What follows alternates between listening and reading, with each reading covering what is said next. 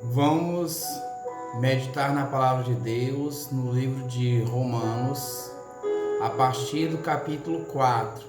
Nós vamos utilizar a Bíblia NVT, nova versão transformadora. Romanos, capítulo 4. Abraão como exemplo de fé. Do ponto de vista humano, Abraão foi o fundador de nossa nação. O que descobriu ele? Se suas boas obras o tivessem tornado justo, ele teria motivo para se vangloriar, mas não perante a Deus. Pois as Escrituras dizem: Abraão creu em Deus e assim foi considerado justo. O salário daquele que trabalha não é um presente, mas um direito. Contudo, ninguém é considerado justo com base em seu trabalho, mas sim por meio de sua fé em Deus, que declara justos os pecadores. Davi também falou a esse respeito quando descreveu a felicidade daqueles que são considerados justos sem terem trabalhado para isso. Como são felizes aqueles cuja desobediência é perdoada, cujos pecados são cobertos. Sim, como são felizes aquele cujo pecado o Senhor não leva mais em conta. Por acaso essa bênção é apenas para os judeus ou se estende também aos gentios incircuncidados? Já dissemos que Deus considerou Abraão justo por meio de sua fé. Mas como isso aconteceu? Ele foi considerado justo somente depois de ter circuncidado ou antes disso? Está claro que foi antes de ele ser circuncidado. A circuncisão era um sinal de que Abraão já possuía fé e de que Deus já o havia declarado justo, mesmo antes de ele ser circuncidado. Portanto, Abraão é o pai daqueles que têm fé, mas não foram circuncidados. Eles são considerados justos por causa de sua fé. E Abraão também é o pai daqueles que foram circuncidados, mas somente se tiverem o mesmo tipo de fé que Abraão tinha antes de ser circuncidado. A promessa de que Abraão e seus descendentes herdariam toda a terra não se baseou em sua obediência à lei de Deus, mas sim no fato de ele ter sido considerado justo quando teve fé. Portanto, se a herança prometida é apenas para aqueles que obedecem à lei, a fé é desnecessária e a promessa anulada, pois a lei traz ira sobre aqueles que tentam obedecer a ela. A única forma de não quebrar a lei é não ter lei nenhuma para quebrar. É por isso que a promessa vem pela fé, para que ela seja segundo a graça e assim alcance toda a descendência de Abraão, não somente os que vivem sob a lei, mas todos que têm fé, como a que teve Abraão, pois ele é o pai de todos que creem. Conforme aparece nas Escrituras, eu o fiz pai de muitas nações. Isso aconteceu porque Abraão creu no Deus que traz os mortos de volta à vida e cria coisas novas do nada. mesmo quando não havia motivo para ter esperança, Abraão a manteve, crendo que se tornaria o pai de muitas nações, pois Deus lhe tinha dito: esse é o número de descendentes que você terá. E sua fé não se enfraqueceu, embora ele soubesse que aos 100 anos seu corpo, bem como o ventre de Sara, já não tinham vigor. Em nenhum momento a fé de Abraão na promessa de Deus vacilou. Na verdade, ela se fortaleceu e, com isso, ele deu glória a Deus. Abraão estava plenamente convicto de que Deus é poderoso para cumprir tudo o que promete. Por isso, por sua fé, ele foi considerado justo. E quando Deus considerou Abraão justo, não o fez apenas para benefício dele. As Escrituras dizem que foi também para nosso benefício, pois elas garantem que também seremos considerados justos por crermos naquele que ressuscitou dos mortos, a Jesus nosso Senhor. Ele foi entregue à morte por causa de nossos pecados e foi ressuscitado para que fôssemos declarados justos diante de Deus. Romanos capítulo 4, versículo 1 ao 25. Continuando também no livro de Romanos, capítulo 5, a fé que produz alegria.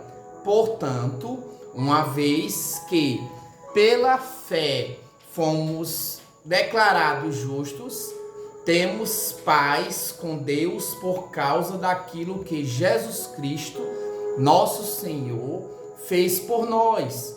Foi por meio da fé que Cristo nos concedeu esta graça que agora desfrutamos com segurança e alegria, pois temos a esperança de participar da glória de Deus.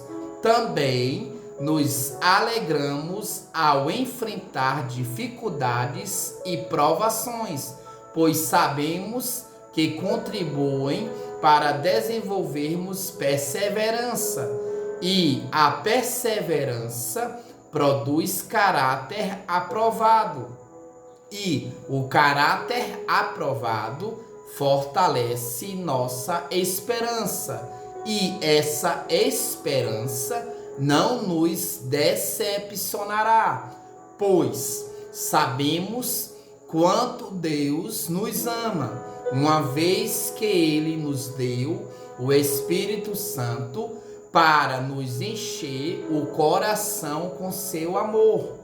Quando estávamos completamente desamparados, Cristo veio na hora certa e morreu por nós pecadores.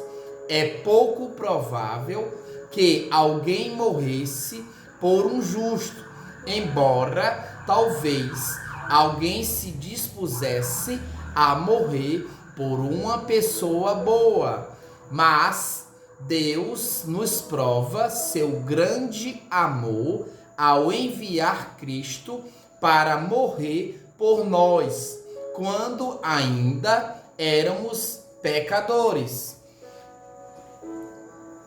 E uma vez que fomos declarados justos por seu sangue, certamente seremos salvos da ira de Deus por meio dele. Pois, se quando ainda éramos inimigos de Deus, nosso relacionamento com ele foi restaurado pela morte de seu Filho, agora que já estamos reconciliados, certamente seremos salvos por sua vida. Agora, portanto, podemos nos alegrar em Deus, com quem fomos reconciliados por meio de nosso Senhor Jesus Cristo.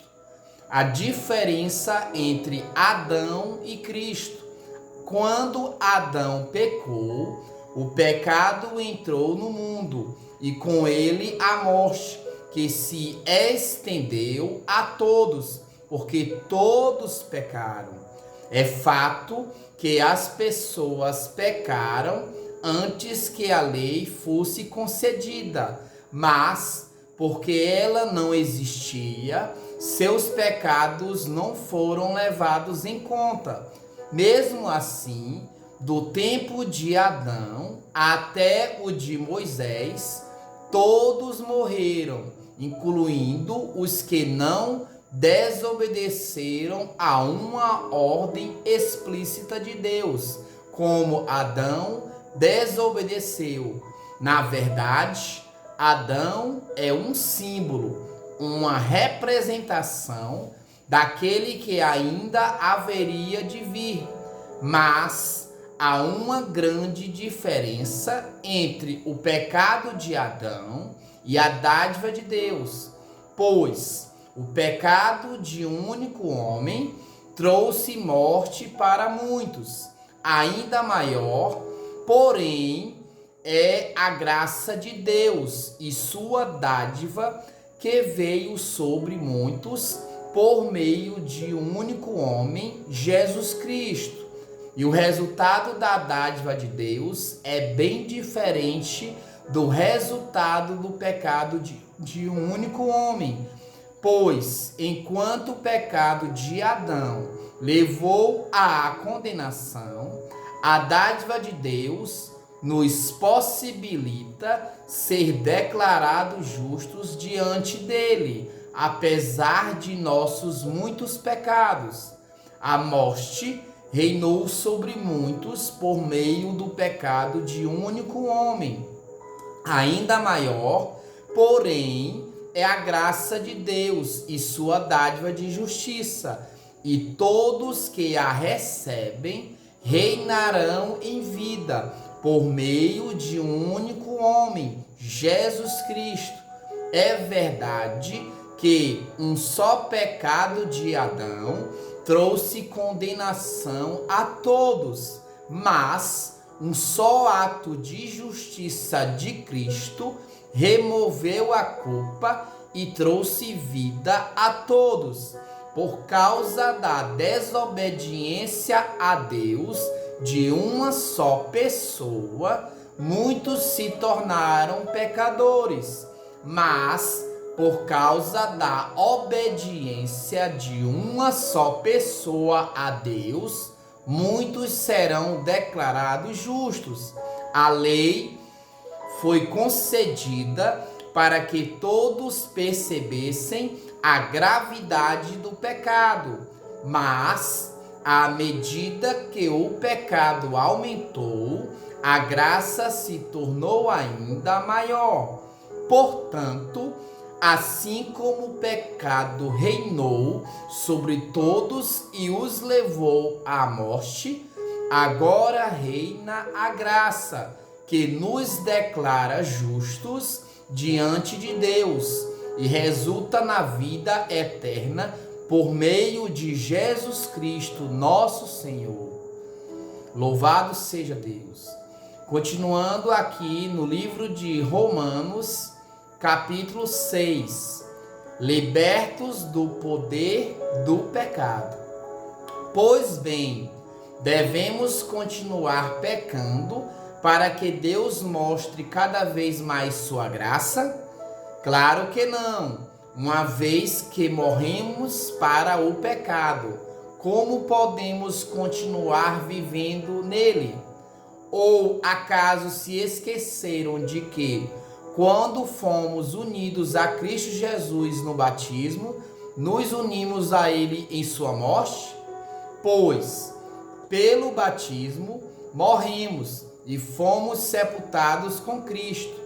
E assim como ele foi ressuscitado dos mortos pelo poder glorioso do Pai, agora nós também podemos viver uma nova vida, uma vez que nossa união com ele se assemelhou à sua morte. Assim também nossa ressurreição será semelhante à dele. Sabemos que nossa velha natureza humana foi crucificada com Cristo, para que o pecado não tivesse mais poder sobre nossa vida e dele deixássemos de ser escravos. Pois, quando morremos com Cristo, fomos libertos do poder do pecado. Então, uma vez que morremos com Cristo, cremos que também com ele viveremos. Temos certeza disso, pois Cristo foi ressuscitado dos mortos e não mais morrerá. A morte já não tem nenhum poder sobre ele. Quando ele morreu, foi de uma vez por todas para quebrar o poder do pecado. Mas agora que ele vive, é para a glória de Deus. Da mesma forma, considerem-se mortos para o poder do pecado e vivos para Deus em Cristo Jesus. Não deixem que o pecado reine sobre seu corpo, que está sujeito à morte, cedendo aos desejos pecaminosos. Não deixem que nenhuma parte de seu corpo se torne instrumento do mal para servir ao pecado, mas, em vez disso, entreguem-se inteiramente a Deus, pois vocês estavam mortos e agora têm nova vida. Portanto, ofereçam seu corpo como instrumento para fazer o que é certo para a glória de Deus. O pecado não é mais seu senhor, pois vocês já não vivem sob a lei, mas sob a graça de Deus. Pois bem, uma vez que a graça nos libertou da lei, quer dizer que podemos continuar pecando? Claro que não. Vocês não sabem que se tornam escravos daquilo a que escolhem obedecer? Podem ser escravos do pecado, que conduz à morte, ou podem escolher obedecer a Deus, que conduz à vida de justiça. Graças a Deus, porque antes vocês eram escravos do pecado, mas agora obedecem de todo o coração a este ensino que lhes transmitimos. Estão livres da escravidão do pecado e se tornaram escravos da justiça. Uso o exemplo da escravidão para ajudá-los a entender isso tudo, pois sua natureza humana é fraca. No passado, vocês se deixaram escravizar pela impureza e pela maldade, o que os fez afundar ainda mais no pecado. Agora, devem se entregar como escravos à vida de justiça, para que se tornem santos. Quando eram escravos do pecado, estavam livres da obrigação de fazer o que é certo. E qual foi o resultado?